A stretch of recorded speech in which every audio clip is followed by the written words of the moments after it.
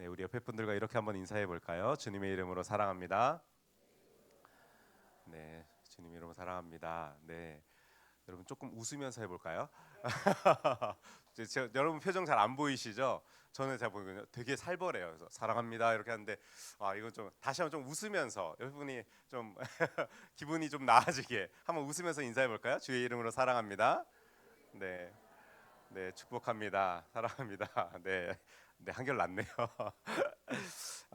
여러분 신앙생활을 열심히 하다 보면요, 늘 편안하고 평탄하면 참 좋지만 때로는 우리 가운데 위기가 찾아올 때가 있습니다. 신앙이 흔들릴 때가 있고 어려울 때가 찾아오는데요. 근데 그 위기는 대부분 우리 삶에 급작스러운 변화가 찾아올 때 찾아오게 되더라고요. 뭐 가령 조금 가볍게는요, 우리 청년들이 있으니까 대학을 입학하거나 고등학교 때까지는 막 열심히 막 찬양팀도 하고 막 섬기고 막 하다가 대학교를 가면서 조금 교회랑 멀리 떨어진 대학을 가기도 하고 또는 대학이 너무 재밌어서 이제 교회를 조금 멀리하는 청년들이 좀 생기기도 하죠. 그런 일도 있고 또 직장을 처음 갈 때 이제 늘 부모님의 용돈을 받아서 쓰고 알바해서 겨우겨우 살아가다가 한 번에 조금 목돈이 되는 돈을 받으면서 나도 돈을 버는데 하면서 그런 마음이 생기면서 조금씩 신앙으로부터 멀어져가는 그런 일들이 좀 생기기도 하고요. 또는 이 결혼을 하면은 또 그런 변화가 좀 생깁니다. 나랑 영원히 사랑할 것만 같은 그 아내가 안에 들어갔더니 막 무서운 사람이 되어 있고 막 이렇게 좀 신앙이 흔들릴 때가 있죠. 제 아내가 그렇다는 얘기가 아닙니다. 그리고 출산을 하면은 또 그렇습니다. 특히 우리 형제들은 또 이거 잘 못 느낄 수도 있는데 이제 자매들은 제가 이제 아이를 셋이나 낳아 보니까 이게 조금 체감이 돼요. 그러니까 저는 제가 목사니까 이렇게 예배를 열심히 참석하고 주일날 이렇게 하잖아요. 근데 우리 어머니들은 아이 때문에 이게 밖을 나오질 못합니다. 지금 저희 아이도 한 37일 요 정도 된 것 같아요. 지금 셋째가 그러다 보니까 아내가 나올 수가 없어요. 아기들이 면역력이 약해가지고 뭐 보통 100일 정도 돼야 이제 밖에 나온다고 하거든요. 그때까지는 혼자 집에 있는 겁니다. 애랑 둘이서. 그럼 여러분 예배를 잘 드릴 수 있을까요? 혼돈이 옵니다. 나의 신앙에 대한 혼돈이 오고요. 어려움이 찾아오고요. 그 안에서 내가 지금 이렇게 하는 게 예배가 맞나? 난 지금 예배를 잘 드리고 있는 걸까? 이런 수도 없는 고민들이 그 안에 생겨나게 되는 거죠. 그리고 조금 더 심각하게는 나와 가까운 사람이 세상을 떠난다거나 또는 뭐 재정적으로 진짜 망했을 때나 아니면 건강에 심각한 위기가 왔을 때 우리의 신앙에는 조금씩 위기라는 것이 찾아오기 시작하는 것입니다. 이러한 삶의 변화를 마주하게 될 때요, 우리는 신앙의 오르막길을 올라가게 되는데요. 이 오르막길이라고 하는 것이 뭐 두 가지 의미가 있겠죠. 하나는 우리의 신앙도 그런 상황들을 통하여서 업그레이드가 되어 가지만 여러분 업그레이드 되어가는 그 과정은요 결코 쉽지 않은 것입니다. 그래서 이렇게 흔들리는 상황 속에서요, 여러분 우리는 어떻게 신앙을 유지해야 할까요? 그리고 여러분들은 어떻게 유지하고 계십니까? 오늘 말씀의 결론부터 말씀드리자면요, 우리는요 이런 위기들이 찾아올 때 눈앞에 보이는 상황이 아니라 하나님을 믿고 걸어 나아가야 하는 것입니다. 뭐 제가 이렇게 얘기하면 에이 목사님 뭔 당연한 소리를 또 하세요. 목사님 같은 소리를 하시네요. 이렇게 받아들이실지 모르겠지만요, 이 당연한 걸 제가 왜 여기서 또 당연하게 말씀을 드리냐면요, 이 당연한 거를 많은 사람들이 하기 힘들어하기 때문입니다. 여러분 우리 공부 잘하는 애들처럼 공부를 잘하는 방법 압니까 모릅니까? 압니다. 사실 우리 모두는 공부를 잘하는 방법을 잘 알고 있습니다. 근데 우리 모두가 공부를 잘 하나요? 그렇지 않아요. 왜 그렇죠? 그 아는 방법을 안 하기 때문입니다. 그런데 오늘 본문에 나오는 이 어려운 걸요 해내는 사람들이 오늘 본문에 등장합니다. 바로 다니엘과 세 친구들이 그랬습니다.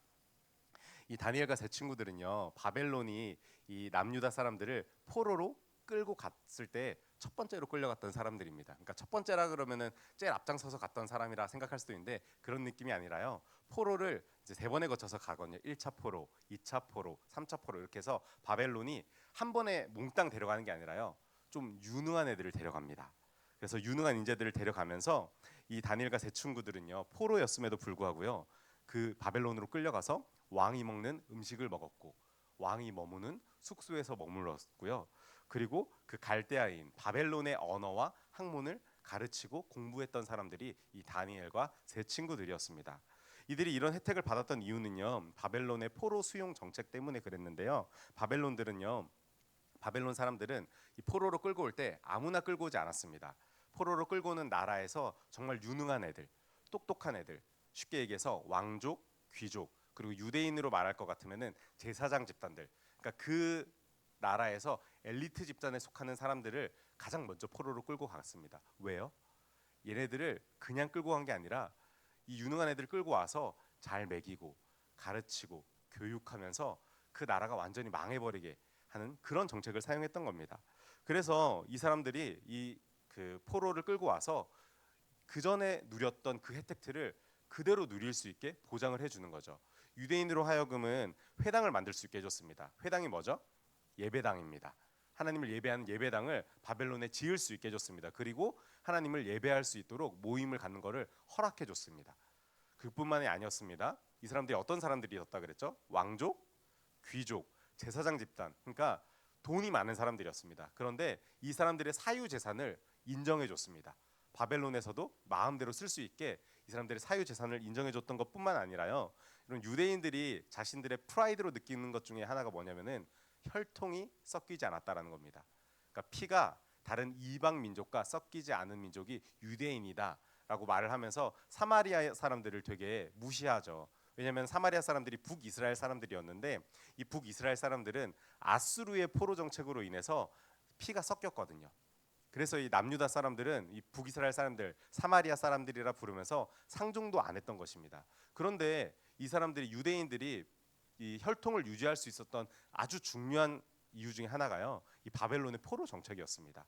아, 유대인들 너네들은 너네들끼리만 결혼을 해? 그러면은 그거 내가 인정해 줄게 하면서 이 바벨론 사람들이 유대인들과 결혼하지 않았던 것입니다. 물론 원하는 사람들은 결혼할 수 있었겠지만 이 유대 사람들이 자신의 혈통을 끝까지 예수님 때까지 유지할 수 있었던 이유가 바로 이 바벨론의 포로 정책에 있었습니다. 이렇게까지 인정을 해주다 보니까요. 포로로 끌려간 유대인들은 굉장히 어리둥절했을 겁니다. 생각보다 좋은 환경?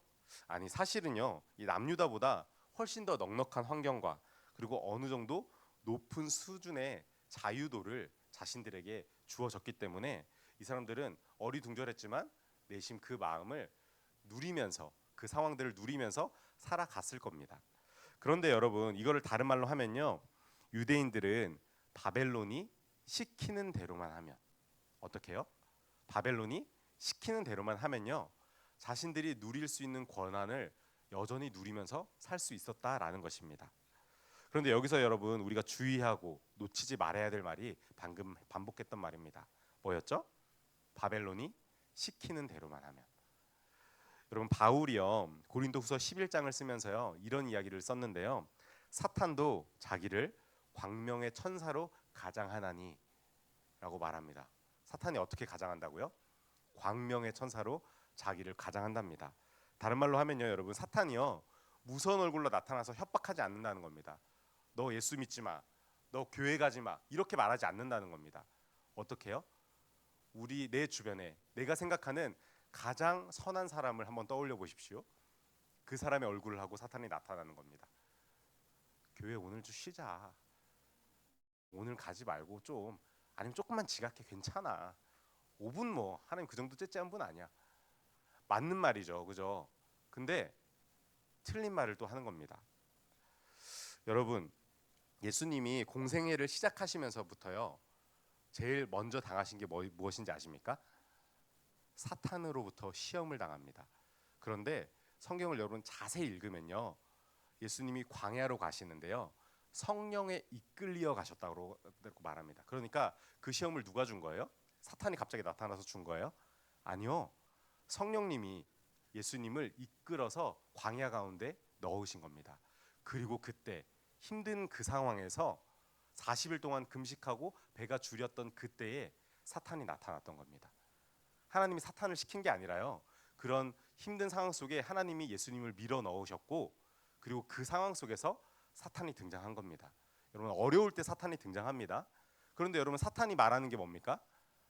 예수님을 유혹했던 말들 여러분 아시나요? 세 가지 유혹을 했는데 첫 번째 뭐라고 얘기하죠? 이 돌을 들어서 떡으로 만들어라. 여러분 예수님이 며칠 금식하셨다고요? 40일 금식하셨습니다. 배가 고플까요? 안 고플까요? 여러분 며칠까지 금식해 보셨어요? 20일, 20일까지 해보시는 분 계시네요. 대단하신데요. 전 하루만 안 먹어도 막 미칠 것 같던데요. 근데 자그마치 40일 동안 식사를 안 하셨답니다. 그런 예수님 앞에 사탄이 나타나서 돌을 변해서 떡으로 만들어라라고 말한 겁니다. 그리고 두 번째 유혹은 뭐였죠? 하늘에서 성전을 꼭대기에 데리고 올라간 다음에 여기서 뛰어내리면 천사들이 너가 예수님 아들이 하나님 아들이라며 천사들이 와서 너를 보호해 줄 거 아니야? 그러면은 그거를 본 많은 사람들이 왜 많은 사람들이 보냐면요. 예루살렘 성전이 예루살렘에서 제일 높은 데 있습니다. 그래서 예루살렘 성전에서 뛰어내리면요. 밑에 있던 많은 사람들이 그걸 보는 거죠. 그런데 천사들이 그거를 예수님을 붙잡는 장면을 딱 보면은 저분이 정말 하나님의 아들이구나 알 수 있지 않겠습니까? 그렇게 해보라는 겁니다. 근데 예수님 그거 하지 않으셨죠. 마지막 유혹은 뭐였죠? 나한테 절 한번 해. 그러면은 지금 보이는 세상의 모든 부와 명예 다 내가 너에게 줄게 라고 말씀하십니다. 근데 예수님 이 또한 거절합니다. 우리는 이걸 보면서 와 예수님 정말 대단하시다 이렇게만을 생각을 하는데 근데 여러분 사탄의 요구들을 한번 생각해 보신 적 있으십니까? 사탄의 요구가요 비합리적입니까? 합리적입니까? 합리적입니다. 사탄의 요구는요 여러분 비합리적이지 않습니다. 그럼 잘 들으세요. 사탄은요 여러분에게 다가올 때요 비이성적으로 말하지 않는다니까요. 우리가 이성적으로 이해될 수 있게 얘기합니다. 40일 동안 먹지 않았으니 만들어서 먹으라는 겁니다. 이게 이상한 얘기입니까? 이상한 얘기 아닙니다. 여러분 예수님이 이 땅에 오신 이유가 뭡니까? 우리를 구원하시기 위해서 하나님의 아들임을 나타내시기 위해서 이 땅에 오시지 않았습니까? 그거 하라는 겁니다. 사탄이 예수님이 오신 목적이 뭔지 아니까 예수님한테 그거 하세요 라고 말하고 있는 겁니다. 그리고 마지막은 뭡니까?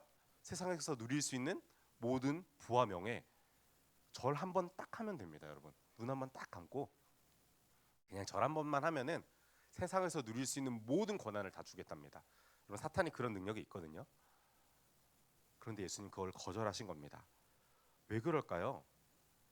사탄의 말은 정말 그럴듯하지만요. 정작 그가 하는 이야기는 하나님의 뜻과 반하는 내용들이기 때문입니다. 여러분 마찬가지로 이 바벨론은요. 이 포로로 끌고 온 남유다 백성들을 좋은 환경들을 제공했습니다. 이들에게 좋은 환경들을 제공하고 자신의 문화에 스며들게 만들고 있었던 겁니다. 여러분 여기서 스며들게 만들고 있었다라는 말은요. 하나님으로부터 멀어지는 것을 의미하는 것이었습니다. 그 중에 여러분 이들이 했던 행동들 중에 하나가 뭐냐면요.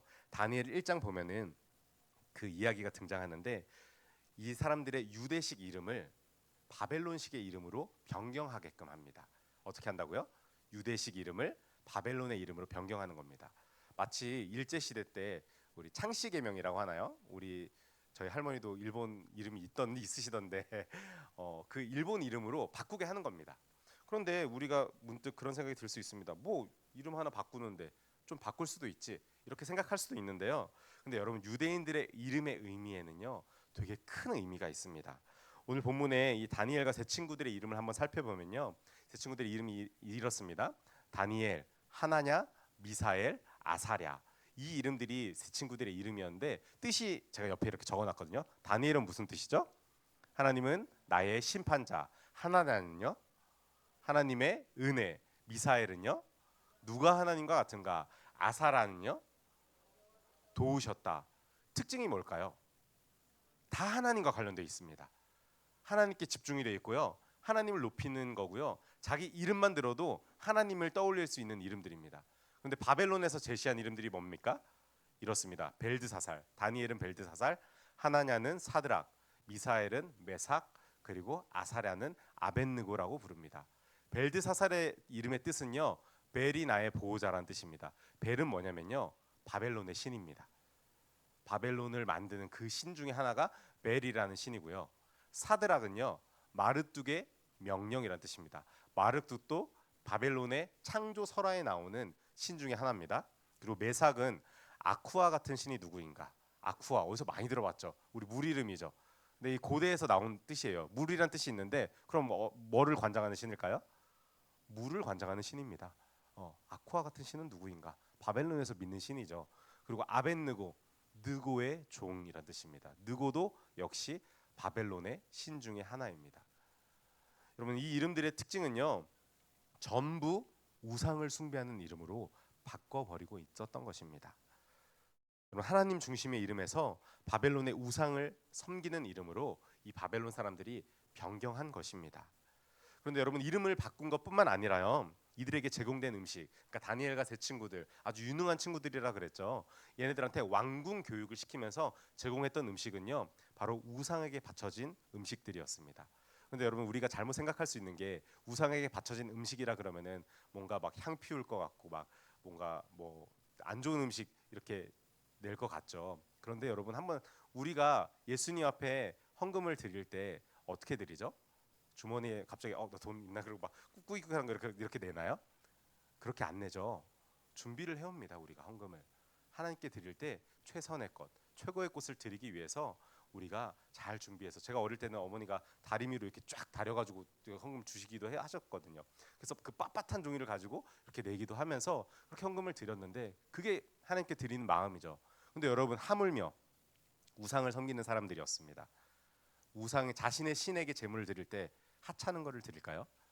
드리는 고기도요, 아주 최고의 고기를 드렸을 겁니다. 최상급의 고기를 드리고, 그리고 그 우상에게 드리는 포도주도 아주 최상급의 포도주, 자신들은 먹지도 못하는 그 포도주를 우상에게 드렸을 거란 말입니다. 그런데 그 우상에게 바친 그 제물들, 그것을 다니엘과 세 친구들에게 제공해 줬다니까요. 아주 최상급의 음식들, 최상급의 포도주요. 여러분 얼마나 맛있었겠습니까? 여러분 제사 음식 먹어도 됩니까 안 됩니까? 먹어도 됩니까 안 됩니까?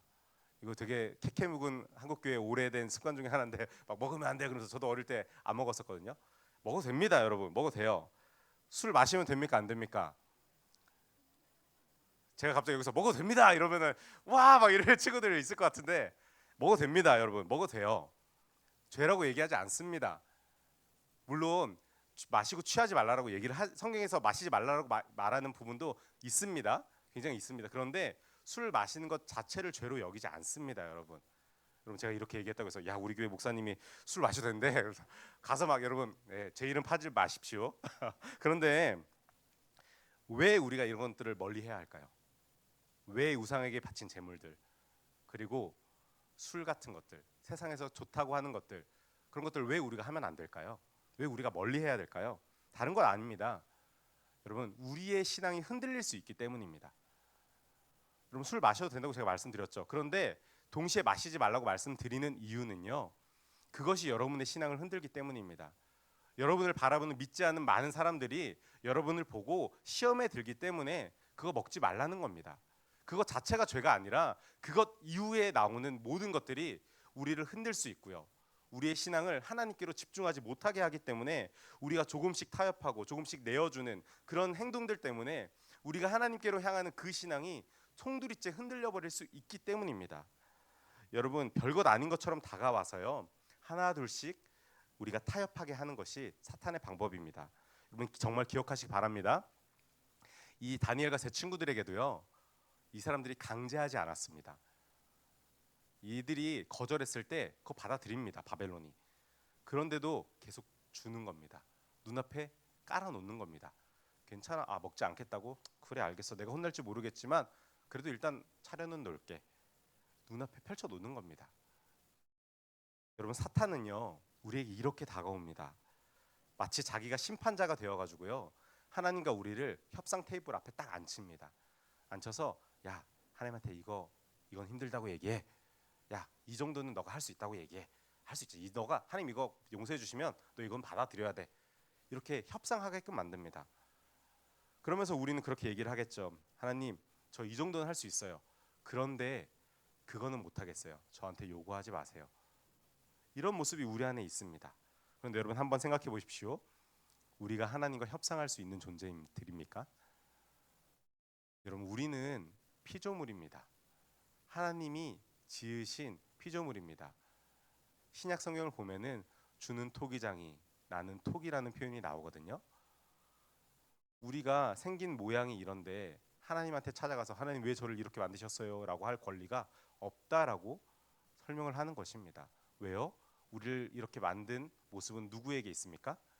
토기장이에게 있는 겁니다. 그릇을 이런 뭐 컵으로 만들든지 밥그릇으로 만들든지 접시로 만들든지 그거 만든 목적의 최위에는 누가 있습니까? 바로 하나님이 계신 겁니다. 하나님의 마음으로 우리를 만드셨는데 감히 우리가 어찌 하나님 앞에서 왜 우리를 이렇게 만드셨습니까? 라고 말할 수 있냐라는 것입니다. 여러분, 이런 상황이 올 때 우리가 취해야 될 태도는 바로 이것입니다.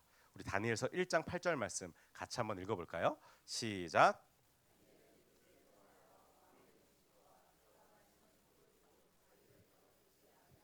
아멘. 다니엘이 뜻을 정했답니다. 어떻게 정했다고요?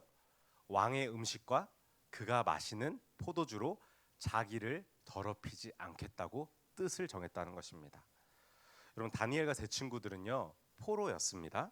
상황이 자기들은 어쨌든 신분이 포로입니다. 여러분, 왕의 궁전에 머물러도요 유능한 사람이더라도요 이들의 신분은 포로였습니다. 근데 그럼에도 불구하고 이들은요 바벨론의 요구를 따라가지 않습니다. 왜요? 눈앞의 상황은 바뀌었지만요 그들의 삶의 중심에는 여전히 하나님이 계셨기 때문입니다. 우리 사랑하는 청년들, 오늘 예배드리시는 여러분, 우리가 해야 할 것은요 하나님과 협상하는 것이 아닙니다. 바로 하나님의 말씀에 순종하는 것이라는 것을 반드시 기억하시기 바랍니다. 그런데 여러분, 이렇게 변화한 환경 속에서도요 하나님 중심으로 우리가 열심히 살잖아요. 그래도요 어려움이 찾아옵니다. 늘 평탄하지 않고요 내가 믿음을 지키면 지키려고 할수록요 이 세상 가운데 나의 믿음을 지키려고 할수록 나한테 어려움이 찾아온다라는 것입니다. 제가 군인 때 이제 지금 군인 친구들도 여기 있고 이제 갈 친구들도 있고 또 실제 군인도 여기 있고 한 것 같은데 제가 군인 때 식당에서 일하는 취사병이었습니다. 그런데 그냥 아무 그 취사장에서 일하는 사람이 아니라요 간부들이 회식하는 좀 높은 사람들이 오는 그런 식당의 취사병이었거든요. 그러다 보니까 높은 사람들이 모여서 회식하는 경우들을 많이 보게 됩니다. 그때 한번 제 경험 중에 부대에서 제일 높은 사람들이 이 회식하는 그 시간이 있었어요. 그러니까 대령단 회식이라 그래가지고 대령이 한 11명 정도 됐던 것 같습니다. 11명 정도의 대령과 그네들만 안 모이더라고요. 그 우리 부대에서 제일 높은 사령관, 부사령관, 참모장 이렇게 해가지고 이제 군대 갔다 온 친구들이 이제 고개를 끄덕끄덕하죠. 어느 정도냐면은 3스타, 2스타, 1스타 그리고 대령 11명이 모인 그런 식사 자리였습니다. 자매들은 별로 이게 그냥 어느 정도 높은 사람들이 왔나 보다 이렇게 생각할 수 있지만 네, 여러분 이 부대 이 산을 이렇게 옮길 수 있는 사람들입니다. 야, 오늘 저 산 때문에 그늘이 진다 그러면은 그 다음 날 산을 파야 되는 막 그런 권능이 있는 사람들이 그런 사람들인데요. 그런 사람들을 모아놓고 식사를 했습니다. 그런데 그 중에서 제일 그 높은 사람이 이제 사령관이죠. 3스타인 이 사람이 음식이 좀 맛있었나 봐요 그날. 그래서 그때 제가 계급이 병사들 중에서 제일 높았거든요. 그래서 저보고 이제 야 여기서 제일 고참 들어오라 그래라고 해서 그 자리에 제가 들어가게 됐습니다. 저 손도 약간 덜덜덜 떨면서 들어갔거든요. 여러분 이게 안 믿기시죠? 그 3스타, 2스타, 1스타 대령들 이렇게 쫙 있으면요 들어갈 때부터 다리가 오금이 저리면서 들어갑니다. 저의 군 생활을 좌지우지할 수 있는 사람이었기 때문에, 저의 운명을 좌지우지할 수 있는 사람이었기 때문에 진짜 막 덜덜덜 떨면서 이제 들어가가지고 그 앞에 딱 사령관 옆에 딱 섰으면 들어가서 막 이제 경례 오른손으로 하죠. 헝헬 막 이러면서 막 네, 병장 다녀왔습니다. 막 이러면서 막 이렇게 오면은 뭐라고 하는지 모르시겠죠. 저도 뭐라고 하는지 모르고 막 얘기하는 거예요. 거기 앞에서는 얘기했다가 딱 벌벌 떨면서 서 있는데 사령관이 그러는 겁니다. 아, 네가 정근이야? 그래. 아, 오늘 음식 너무 맛있었다. 내가 좋은 술 한 잔 줄게. 그래서 갑자기 그 대나무에 있는 좋은 술을 드시더라고요. 제가 잘 처음 봤는데 이렇게 해서 자, 그러면서 딱 이렇게 주시는데 고민이 되는 겁니다. 제 안에 그냥 받아서 마시면 되잖아요. 사실 술 제가 아니라 그랬잖아요. 마시면 되지 뭐 이런 생각도 있었지만 순간 제 안에 웬 용기가 났는지 제가 사령관님 제가 교회를 다녀서 술을 마시지 않습니다 라고 제가 얘기를 했습니다. 이게 되게 멋있는 말 같죠. 그 분위기가 어땠는 줄 아세요? 저를 그 대령들과 투스타 원스타가 저를 이렇게 쳐다보면서 이 정신 나간 놈이 여기 지금 무슨 소리를 하는 거야 이런 눈빛으로 저를 쳐다보더라고요. 그런데 사령관이 그래? 그래 알았어. 뭐 요즘 역시 병사들은 달라. 이러면서 웃으면서 제 엉덩이를 한번 툭 치시더니 나가라 그러시는 겁니다. 그래서 저는 또 덜덜덜 떨면서 이렇게 나와가지고 와 내가 지금 무슨 짓을 한 거지라는 생각을 하면서 거기 서 있었는데요. 물론 나오자마자 제 군 생활이 쫙 폈을까요? 제가 믿음의 고백을 했기 때문에 아니요, 엄청 꼬였습니다. 엄청 꼬여가지고요. 매일같이 저보고 융통성 없는 새끼라고 관리관이 맨날 뭐라고 욕을 하시면서 정신 나간 놈으로서 아침부터 출근 딱 하면은 야 정신 나간 놈 온다. 이거부터 시작이었습니다. 그러니까 1년 동안 정신 나간 놈이었어요. 저는 정신 나가고 융통성 없고 모든 간부한테 다 찍혀가지고 제 군생활의 말년이 그랬습니다. 여러분 하나님 중심으로 두고 살아가다 보면요 분명히 우리 앞에 선택해야 될 순간이 찾아옵니다. 그런데요 이 다니엘과 세 친구들도요 이런 순간이 찾아오는 이야기가 다니엘서에 있습니다. 여러분 다니엘과 세 친구들은요 하나님이 주신 지혜로움으로요 이 바벨론이란 땅에서 굉장히 높은 직위를 차지합니다. 근데 여러분 이 높은 직위 너무 좋아하지 마세요. 여러분 높은 직위는요 신앙을 지켜 나갈 때 자기가 얻을 수 있는 것보다 잃어버려야 될 게 훨씬 많은 직위에 올라가는 것입니다. 여러분 바벨론 왕인 이 느부갓네살이요 이런 제안을 합니다. 금 신상을 만들고 모든 사람이 절을 하게 해라. 법으로 정합니다. 그리고 그 자신의 금 신상에다가 절하지 않으면은 그 명령에 따르지 않으면은 풀무불에 던져 버려라라고 얘기합니다. 여러분 풀무불 우리 잘 쓰지 않는 단어라서 와닿지 않는데 쉽게 생각하면요 쇠를 녹일 수 있는 용광로라고 생각하시면 됩니다. 네, 용광로입니다. 용광로. 포항제철 가보신 적 있으세요? 제가 옛날에 견학으로 간 적 있었는데 그 뜨거운 것 멀리 한 100m 넘게 있었는데도 그 열기가 후끈후끈 하거든요. 그런데 그곳에 던져 넣으라는 겁니다. 그러니까 쉽게 얘기해서 바벨론 신을 섬기지 않으면은 타오르는 불 속에 집어넣어 죽이겠다고 협박을 한 것입니다. 이때 여러분 다니엘의 세 친구인 하나냐, 미사엘, 아사랴는요 이렇게 고백합니다. 우리 같이 한번 읽어볼까요? 시작.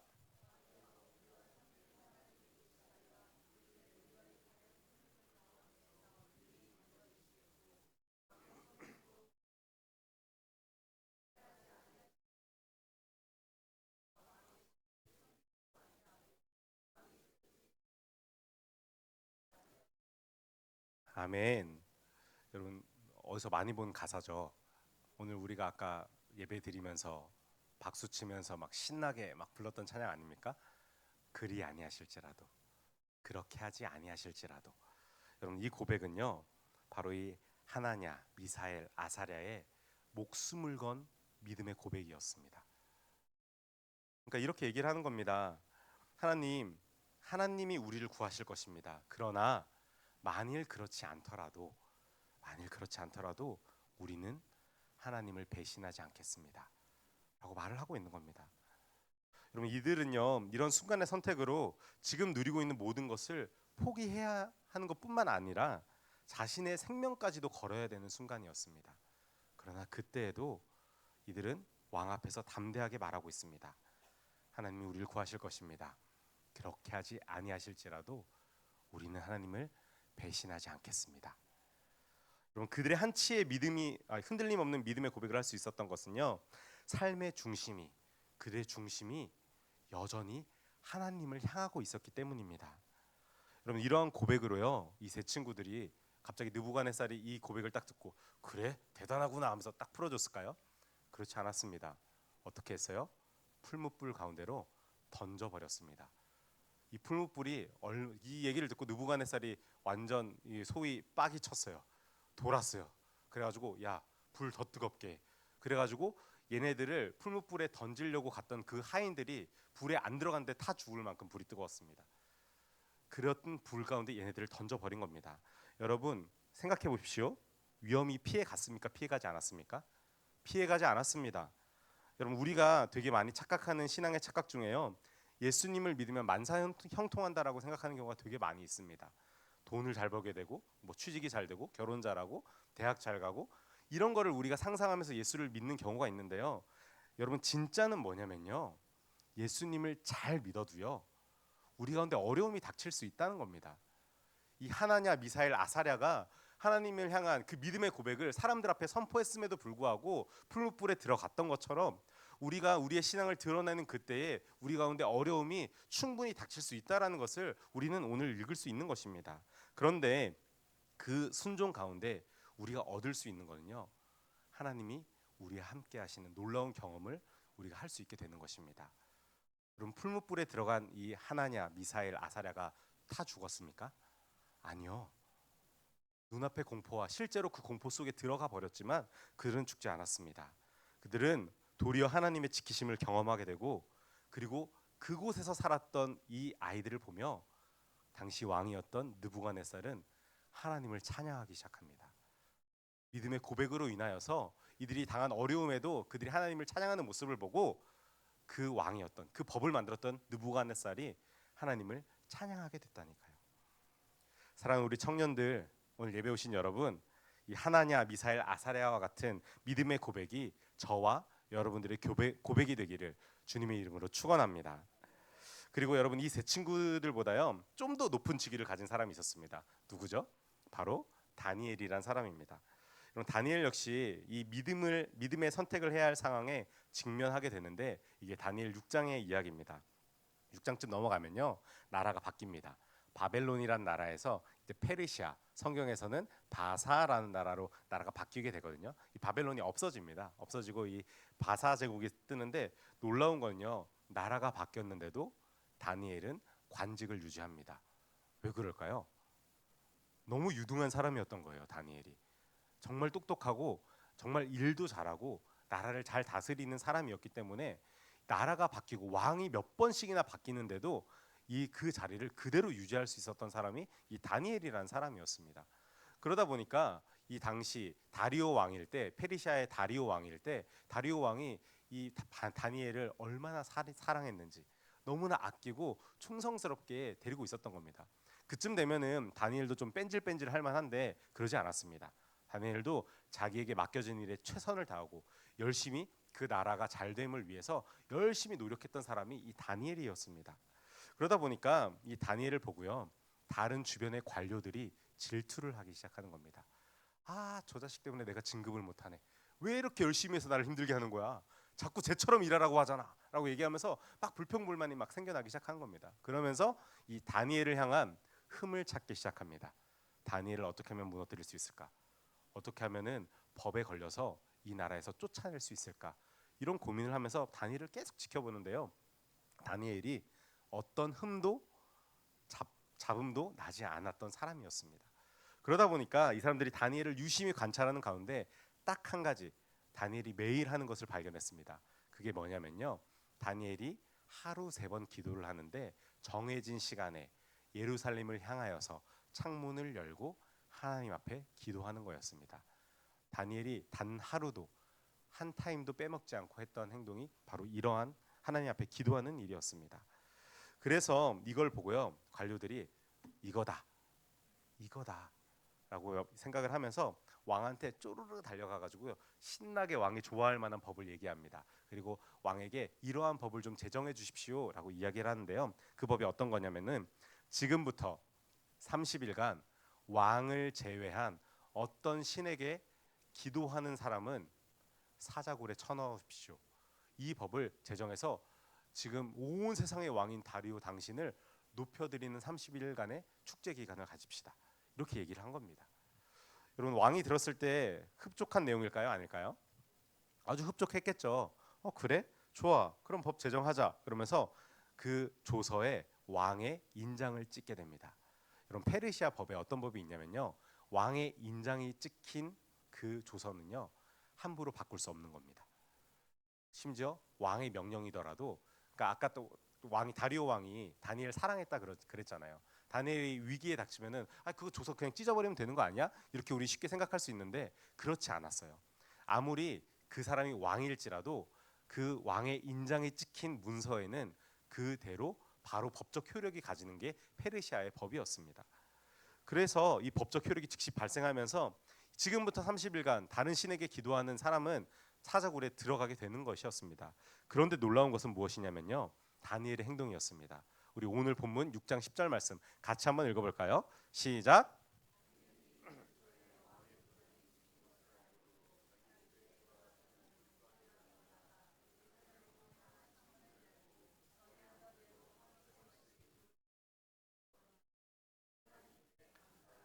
아멘. 여러분 다니엘이 어떻게 했다고요? 그대로. 그죠? 여기서 뭐 어떤 문장이 써져 있어요? 그 왕의 도장이 찍힌 것을 알고도, 그걸 알고도요, 늘 하던 대로 하나님 앞에 하루 3번 기도했다라는 것입니다. 여러분 우리 청년들 이 수련회 준비하면서 이 큐티 열심히 하고 계시죠? 예, 매일같이 이렇게 큐티하고 사진 찍어서 올리고 막 이렇게 하고 있더라고요. 그런데 여러분 이 습관이요, 수련회 이후에도 지속되기를 축원합니다. 그냥 수련회를 준비하면서 점수 때문에 여러분들이 했던 몇 주 동안 했던 그 습관들이요, 괜찮아요. 점수 때문에 했던 것도 괜찮아요. 이제 앞으로 할 때에는 여러분들의 정말 습관이 되기를 축원합니다. 그럼 다니엘은요, 자신이 이렇게 행동하면은 죽을 줄 알았습니다. 왜요? 누구보다도 법에 잘 빠삭했던 사람이니까요. 페르시아에서 무엇을 말하는지 알았던 사람이 다니엘이었습니다. 자기가 죽을 줄 알면서도요, 이 다니엘은요, 하나님 앞에 기도를 쉬지 않았습니다. 적당히 타협해서 숨거나, 아니면 기도 횟수를 좀 줄이거나, 아니면 좀 짧게 할 수도 있었을 텐데, 아니면 여러분 아까 며칠 동안만이라 그랬죠? 30일이었습니다. 30일만 좀 참지.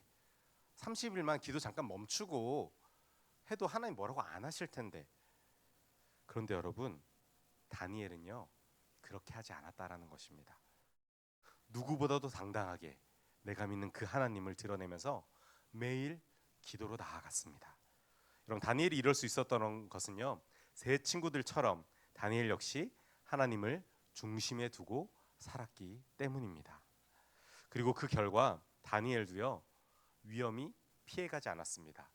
사자굴에 던져지게 되었습니다. 그러나 하나님께서 사자들의 입을 막으셨고, 그리고 인장을 찍었던 다리오 왕은요, 그 모습을 보고 하나님을 찬양합니다. 사랑하는 우리 청년들, 오늘 함께 예배드리는 여러분, 오늘 함께 나눈 이 다니엘과 세 친구의 이야기가 그저 성경에만 나오는, 내 삶과는 조금 동떨어진 이야기라고 혹시 생각하고 계시진 않습니까? 여러분 이 이야기들이요, 내 삶과 전혀 관계없는 이야기가 아닙니다. 여러분들과 같은 청년의 때에 다니엘과 이 세 친구들이 경험했던 시간들이었습니다. 여러분 우리 역시 이 땅에서 살아가면서 마주하고 선택하게 되는 신앙의 이야기가 이 다니엘과 세 친구들의 이야기라는 것입니다. 여러분, 여러분이 속한 직장에서 여러분들은 어떠한 선택들을 하고 계십니까? 여러분이 속한 학교에서, 그리고 여러분이 속한 가정에서, 교회에서 여러분들은 어떤 선택을 하고 계십니까? 격번하고 있는 내 상황 속에서 세상이 원하는 달콤한 유혹이 아니라 하나님을 중심에 두고 살아가고는 있습니까? 정말 바라기는 오늘 함께 예배드리는 저와 여러분이요, 매일 마주해야 하는 이 일상 가운데 하나님을 중심에 둔 삶을 살기를 주님의 이름으로 축원합니다. 기도하겠습니다.